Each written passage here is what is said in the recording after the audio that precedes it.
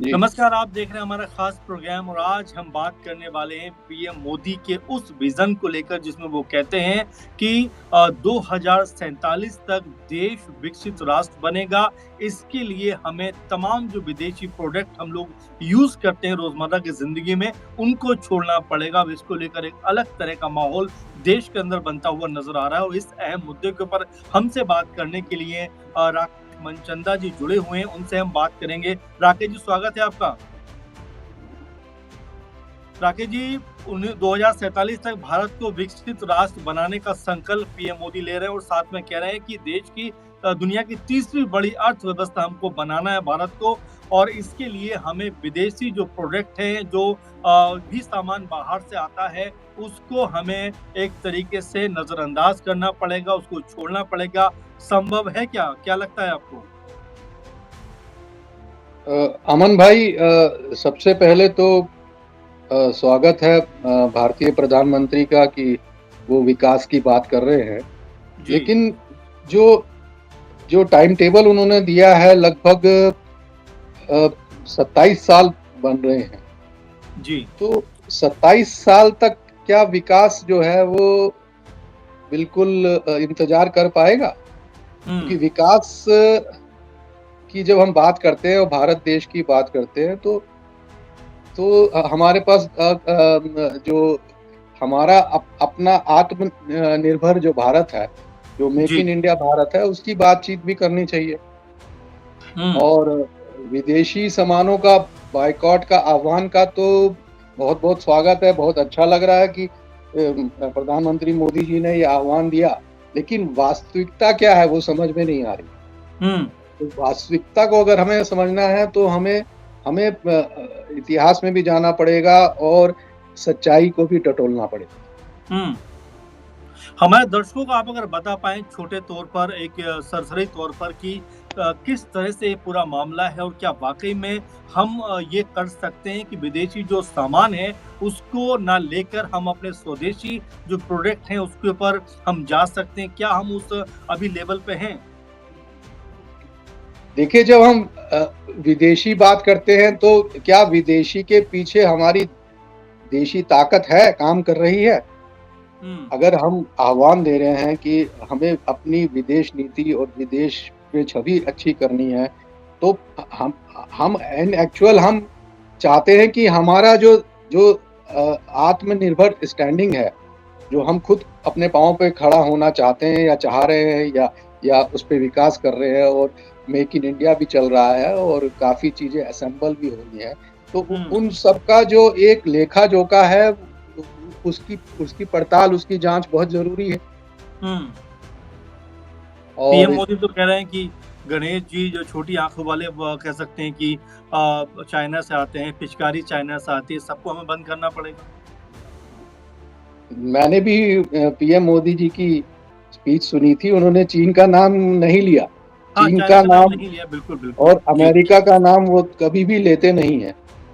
लेकिन जब वो छोटी-छोटी आँखों की बात करते हैं तो मैं अफ्रीका के काफ़ी देशों में गया हूँ, तो मैं यही बात अफ्रीकी नागरिकों से भी पूछता हूँ कि भई आप जो जो हिंदुस्तान है वहाँ कृष्ण भगवान की बड़ी-बड़ी आँखें हैं, उसका रंग या तो सांवला है या गोरा है और वो उसके फीचर्स जो है साउथ इंडियन और नॉर्थ इंडियन दोनों से मिलते हैं। तो आपकी जीसस की फीचर्स नहीं मिलते हैं।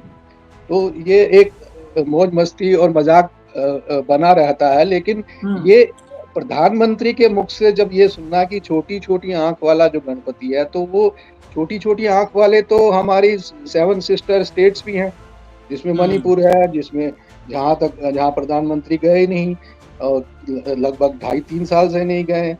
वहाँ पर हुँ। सिविल वॉर की स्थिति अभी भी चल रही है।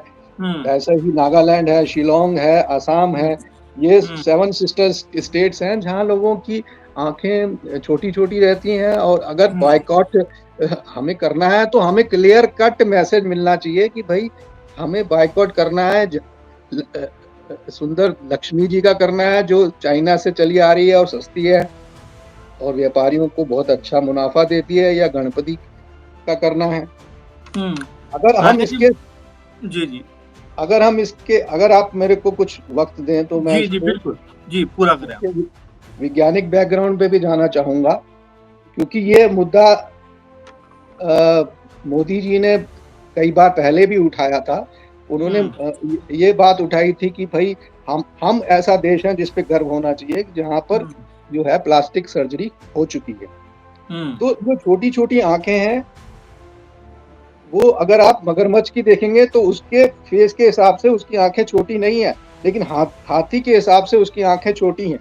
लेकिन हाथी का जो जो पूरा का पूरा सिर है, ये मेरा हुँ, सिर है और ये मेरा धड़ है, ये मेरा धड़ है।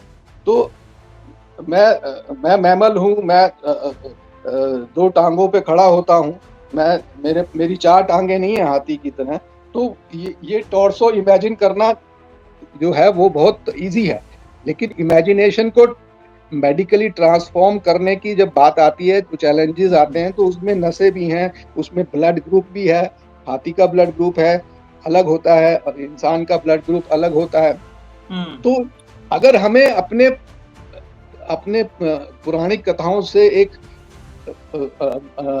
अपना गुफ़ा में बैठकर अपना मेडिटेशन करके एक ताकत मिलती है, तो वो हमारा एक प्राइवेट पर्सनल मैटर है। हुँ।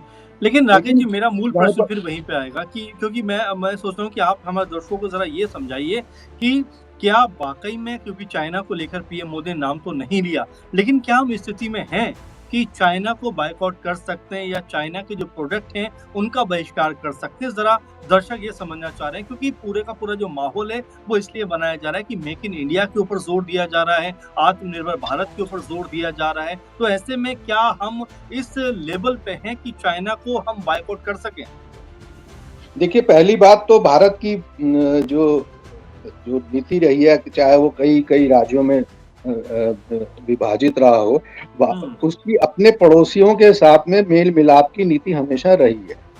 हुँ। अब एक सात समुंदर पार का पड़ोसी है जो नहीं चाहता है कि भारत की मित्रता जो है चाइना से हो, ऐसा रशिया भी आस-पड़ोस के बार-बार जो देश हैं। हाँ, जी। बार-बार अलर्ट कर रहा है। तो फिर उसपे जो है पूरी जनता को सबको पूरा चिंतन करना पड़ेगा। हुँ, तो जो आपका प्रश्न फिर वही वही है कि जो जो विदेश नीति है, विदेश नीति अपनी देश की संप्रभुता यानी कि आपकी सोवरेनिटी, आपकी इंटरडिपेंडेंस, आपकी सेल्फ रिलायंस, आपकी खुद काम करने की क्षमता, आपकी मेक इन इंडिया की क्षमता पे ही डिपेंडेंट है। अब हुँ, आ अब आपका और अमेरिका का व्यापार, आपका और चाइना का व्यापार, उनके व्यापार में जो है जो लेन-देन है, वो उनका व्यापार हम पे 100 बिलियन यूएस डॉलर यानी 100 अरब डॉलर जो है वो लगभग ज़्यादा है। और वो ज़्यादा हुँ, इसलिए है क्योंकि जब 40 साल पहले हिंदुस्तान और पाकिस्तान का अगर हम इतिहास देखें तो हिंदुस्तान और चाइना का इतिहास देखें तो चाइना हमसे गरीब था।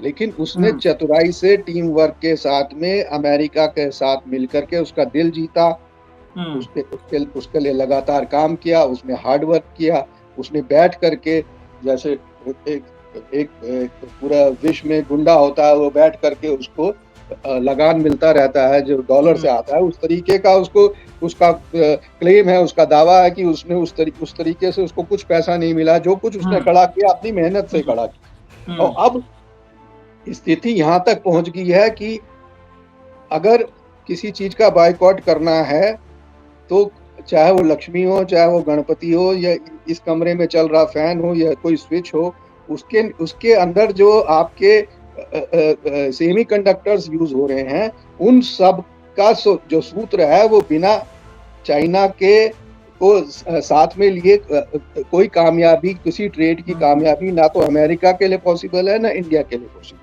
हुँ। तो ये जो बातें कही जा रही हैं, ऊपरी-ऊपरी बातें हैं, कहने का मतलब आपका ये है। लेकिन एक आंकड़ा भी निकल के सामने आता है राकेश जी कि लगभग भारत और चाइना के व्यापार की अगर बात करें तो तकरीबन 118.4 अरब डॉलर का ये सालाना का कारोबार है और इसमें बढ़ोतरी हो रही है। तो क्या ये बातें व कह सकते हैं कि आपस में विरोधाभासी नहीं लगती? एक तरफ हम मना करते हैं, दूसरी तरफ हमारे बाज़ार जो हैं वो चाइना के सामानों से फटे पड़े हैं। ये जो आप आंकड़ा दे रहे हैं ये 2 साल पुराना है। जी।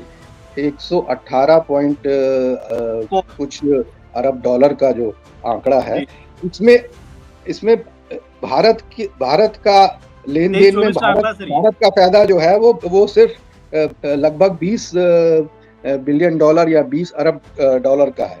और हुँ, बहुत बड़ा गैप जो है वो चाइना के फ़ेवर में जाता है। जी। अब पूरी दुनिया में ट्रेंड ये है कि कोई मुझे मेरा भगवान भी दे रहा है और वो सस्ता दे रहा है तो वो उससे लेगा, हुँ, क्योंकि उसकी क्वालिटी भी अच्छी है और सस्ता भी है। हुँ, अभी तो अमेरिका की बहुत बड़ी पोल खोली है। अगर चाइना ने अमेरिका उस पे अपना गुस्सा कर रहा था, उसको दादागिरी से कह रहा था कि भाई आपको हमारी हेजीमोनी को एक्सेप्ट करना पड़ेगा। तो चाइना ने कहा कि भाई मैं तो मेहनत करता हूँ, भाई आ, आप मेरे से ये 3,000 डॉलर का कुछ सामान ले जाते हैं और उसको 30,000 डॉलर में बेचते हैं। इतना हुँ, 200, 400, 600, 800 गुना आप मुनाफा कमाते हैं। मुझे तो हुँ, मेरा मुझे तो मेरी मेहनत मिल जाए। हुँ, और इस समय कंट्रोल जो है रॉ मटेरियल्स पे और हुँ, पूरी दुनिया की पैदावार को पैदा करने की जो फैक्ट्री है, वो जो है उस पे कब्जा जो है चाइना का हो चुका है। हुँ। उसको तो इग्नोर नहीं किया जा सकता। राकेश जी, मूल प्रश्न पता इसमें ये आता है कि पीएम मोदी कहते हैं कि भई अब तक हमने जो है चौथी सबसे बड़ी अर्थव्यवस्था के रूप में दुनिया के अंदर जगह बनाई है, लेकिन हमारा 20 25 या 27 साल का जो भी लक्ष्य है, वो हम इस तरह का बनाएँ कि ना सिर्फ तीसरी बड़ी दुनिया की अर्थव्यवस्था बने, बल्कि हम अपने ऊपर आत्मनिर्भर होते हुए दिखाई पड़े। तो जो विज़न है, इसमें कहाँ आपको दिक्कत नज़र आती है? इसमें कहाँ कोई खामी आपको नज़र आती है? देखिए, सबसे पहले जो आप हम कल डिक्लेयर हुआ था कि हम चौथी विश्व की जी। अर्थव्यवस्था बन चुके हैं, तो मुबारक हो मोदी जी को और देश को। लेकिन जब हम चौथी विश्व की अर्थव्यवस्था पर अपना चौड़ा होकर के अपना दावा ठोकते हैं या दावा पेश हुँ, करते हैं, तो हम हुँ, पूरे के पूरे 140 करोड़ के देश का एक फेस की बात करते हैं। हुँ, अगर मेरा ये शरीर है, इसमें 5 लीटर खून दौड़ रहा है और अगर मैं चाहूँ कि मेरा सारा जो 5 लीटर का 5 लीटर खून है और मेरे उस जो एनाटॉमिकल ऑर्गन्स हैं वो 78, 79, 80 हैं, उसको इग्नोर हुँ, करते हुए सिर्फ़ मेरे फेस पे ही सारा खून जमा हो जाए और चमकदार हो जाए और मैं अडानी हुँ, हो जाऊँ या मैं एलन मस्क हो जाऊँ, तो ये कौन-सा जीडीपी का मापने का तरीका? ये हुँ, जीडीपी के मापने का तरीका ये है कि दुनिया के देशों की दौड़ में हम जो हैं चौथी नंबर पे आ रहे हैं, जो जबकि वो भी एक सपना है, वो भी एक झूठ है। जो हुँ, एक्सपर्ट्स हैं उनका ये कहना है कि अभी तो ये आकर मैं ये कहना चाहता हूँ कि अगर जी। आपका हमारा सबका जो शरीर का खून एक ही हुँ, फेस को चमकाने, एक ही चेहरे को चमकाने या अपने चेहरे को चमकाने में लग जाएगा, तो हुँ, हमारे पूरे के पूरे शरीर में जो यूनिटी है, जो जो एनाटॉमिकल यूनिटी है, जिसमें सारे के सारे जोड़-तोड़ बने हुए हैं, उन सब में विद्रोह हो जाएगा हुँ, और वही वही हो रहा है। आप हुँ, आप और हम बार-बार हमें एक ही ढोल सुनाई देता है कि भई हमारी जो जीडीपी है वो 5वें नंबर से चौथे नंबर पे आ गई है और 2 साल हुँ, के बाद में वो तीसरे नंबर पे आ जाएगी। हुँ, जो पर पर्सन परचेज़िंग कैपेसिटी है, अगर वो ताकतवर नहीं हो पाएगी, तो बाज़ार कैसे चलेगा? व्यक्ति एक वक़्त में एक ही पंखा, एक ही एसी, एक ही कमरे के लिए एक ही वक़्त पे खरीद पाएगा।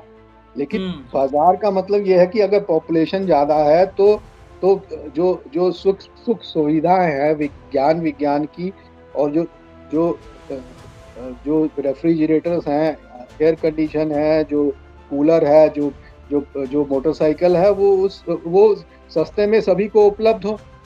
हुँ, तो ये बात तो उभर के नहीं आ रही है, इस पे जश्न मनाने की कौन-सी बात हो गई? ये हुँ, जश्न मनाया जा रहा है दरबारी मीडिया में कि भई हुँ, हम जो हैं चौथे स्थान पे आ गए हैं जीडीपी जी, के मामले में। हुँ। तो हकीकत कुछ और है, कहा कुछ और जा रहा है। जी। तो अब अगर विदेश नीति की बात करें राकेश जी, तो क्या लगता है कितनी मजबूत है और कितनी आत्मनिर्भर आपको नज़र आ रही है हमारी विदेश नीति? देखिए विदेश नीति तो उसमें नाम विदेश आपने डाला, विदेश की नीति, लेकिन हुँ, ताकत तो देशी होनी चाहिए पहलवान की। अगर हुँ। पहलवान की ताकत देशी नहीं है, तो विदेशी अपने हिसाब से मोदी ने करी है। मैं उनको एप्रिशिएट और कांग्रेचुलेट करना चाहूँगा आपके चैनल के माध्यम से। उन्होंने आह्वान बिल्कुल। किया है कि आप अपने-अपने घरों में कितनी विदेशी चीज़ें इस्तेमाल कर रहे हैं, उसकी एक लिस्ट बनाइए। हुँ, जब ये बात चलती है लिस्ट बनाने की, तो हुँ, अगर मेरे हाथ में एक पेंसिल आती है, तो उस पेंसिल में मैं ये देखता हूँ कि जो रॉ मटेरियल है, उसका ग्रेफ़ाइट है, उसकी पॉलिश है, उसके पीछे रबड़ लगा है मलेशिया का, उसपे एक एल्युमीनियम लगा है जो अफ्रीका से आया है, हैं? वो सब चीज़ें अलग-अलग देशों से इकट्ठी की हुई चीज़ें और यहाँ पे असेंबल होती है इंडिया में। नंबल हो रही है। जी। नटराज पेंसिल इस तरीके से बनती है। हुँ, तो पूंजीवादी समाज में पैसा और कॉस्ट और क्वालिटी इज़ वेरी इम्पोर्टेंट। हुँ, वो उस देश से वो चीज़ मँगाएँगे जो उसकी क्वालिटी भी अच्छी होगी और वो हुँ, ट्रक ट्रक लोड पे, शिप लोड पे आएँगी और फैक्ट्रियाँ तमाम चलेंगी और ये इतने बड़े पैमाने पे होता है कि जिस पे आपको पूरा कुंभ की संरक्षण आप करनी पड़ेगी जो चाइना कर रहा है। हमारे हुँ, यहाँ तो मेडिटेशन का कुंभ चलता है, हुँ, वहाँ पे चाइना में फैक्ट्रीज़ का कुंभ चल रहा है। हुँ, तो ये एक बहुत बड़ी चुनौती है, इसको हुँ, ओवरकम करना पड़ेगा, ये अकेले से नहीं हो पाएगा। हुँ, तो ये लोगों को आप अपने चैनल से एक अच्छा काम कर रहे हैं, आह्वान दे रहे हैं कि लोग हुँ, जुड़ें और इस पे निर्भरता की जो चुनौती है, वही सफलता की कुंजी है। हुँ। बिल्कुल, राकेश जी आपने बहुत सारे सवालों का महत्वपूर्ण तरीके से जवाब दिया और जिस तरह से हम बात कर रहे थे कि क्या भारत आत्मनिर्भर बनने की दिशा में अब बहुत मज़बूती के साथ में आगे बढ़ चुका है? इन तमाम प्रश्नों का जवाब हमने राकेश जी से लिया है। आपका इस प्रोग्राम को लेकर क्या सोचना है? जो प्रश्न के जवाब राकेश जी ने दिए, उसको लेकर क्या सोचना है? ज़रूर कमेंट करिए। तमाम दर्शक जो हमारे साथ जुड़े, उनका बहुत धन्यवाद। राकेश जी, आपका बहुत धन्यवाद हमारे साथ प्रोग्राम में जुड़े। फिलहाल इस प्रोग्राम में इतना ही। आप लगातार बने रहें। नमस्कार।